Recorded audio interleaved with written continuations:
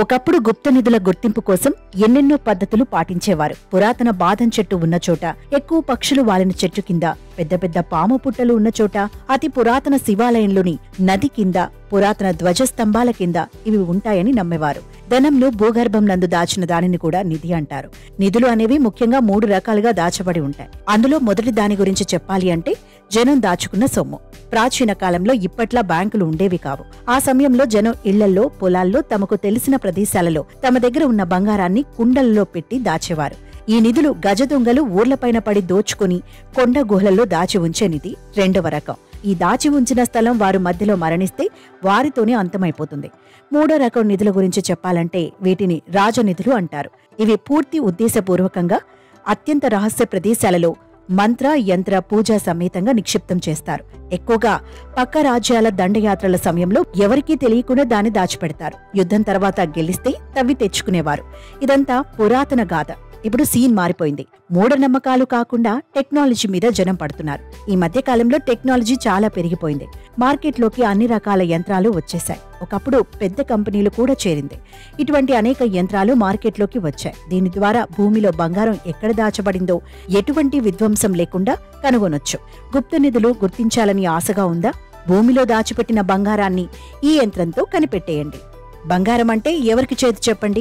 బంగారం పెద్ద ఎత్తున దొరికితే ఊహించుకోవడమే ఓ అద్భుతం. తవ్వకంలో లేదా పాత భవనం నుంచి చాలాసార్లు బంగారం బయటపడుతుంటుంది. ఇలాంటి ఘటనలు మీరు చాలాసార్లు చూసి ఉంటారు. అంతేకాదు, రైతు భూమిలో బంగారం దొరికిందనే వార్తలు కూడా చదివి ఉంటారు. ఇది చూసి చాలా మంది తమ భూమిని తవ్వడం లేదా చాలా మంది తమ పాత ఆస్తులను బద్దలు కొట్టడం ప్రారంభిస్తారు. ఎవరికైనా తమ ఇంటి కింద బంగారం దొరుకుతుందనే ఆశ మనలో చాలా మందికి ఉంటుంది. కానీ భూమిని తవ్వి బంగారం దొరికే అవకాశాలు చాలా తక్కువ. అయితే ఇప్పుడు వారి శోధన కోసం యంత్రాలు ఉపయోగించబడుతున్నాయి. ఈ యంత్రాలు ఏవి? వాటి ద్వారా భూమిలో పాతిపెట్టిన బంగారాన్ని గుర్తించటం, ఈ యంత్రాలు ఒక నిర్దిష్ట వస్తువు దాగి ఉన్న దాని గురించి ఏ ప్రాతిపదికన సమాచారాన్ని ఇస్తాయనేది ప్రశ్న. కాబట్టి భూమిలో దాగి ఉన్న బంగారాన్ని ఏ యంత్రాలతో కనిపెడతారో తెలుసుకుందాం. ప్రస్తుతం బంగారాన్ని గుర్తించేందుకు అనేక రకాల యంత్రాలు అందుబాటులో ఉన్నాయి. బంగారాన్ని ఎక్కడ పాతిపెట్టారనేది ఈ యంత్రాల ద్వారా స్పష్టంగా తెలుస్తుందని కాదు, వాటి ద్వారా బంగారం, వెండి వంటి లోహాలను గుర్తించవచ్చు. వీటితో భూమి లోపల నిర్ణీత దూరంలోపు కాని, నీళ్లలో కాని అక్కడేమైనా పూడ్చిపెట్టిన వాటిని గుర్తించడం చాలా తేలిక. ఈ యంత్రాలను గోల్డ్ డిటెక్టర్ యంత్రాలు అని పిలుస్తారు. అవి మెటల్ డిటెక్టర్లకు దగ్గరగా ఉంటాయి. మార్కెట్లో వివిధ రేంజ్, ఫ్రీక్వెన్సీ డిటెక్టర్లు అందుబాటులో ఉన్నాయి.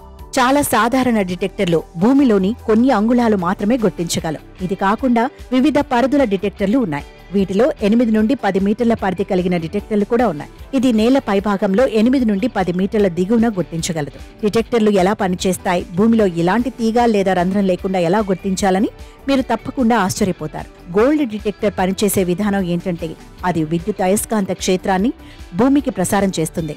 దీని తర్వాత ఆ ప్రాంతం నుంచి వచ్చే సిగ్నల్ ను పట్టుకుని భూమిలో ఏది పాతి పెట్టినా అలలు ఎలా రియాక్ట్ అవుతున్నాయో దాని ఆధారంగా భూమిలో బంగారం ఉందా లేదా అన్నది తెలుస్తుందట. డిటెక్టర్ రేటు ప్రతి పరిధి, నాణ్యతపై ఆధారపడి ఉంటుంది. కానీ 3 అడుగుల దిగువన కనిపించే సాధారణ డిటెక్టర్ తీసుకుంటే 70,000 నుంచి ₹1,00,000 వరకు లభిస్తుంది. ఇది కాకుండా కంపెనీ, పరిధి, నాణ్యత మొదలైన వాటిని బట్టి రేటు మారవచ్చు.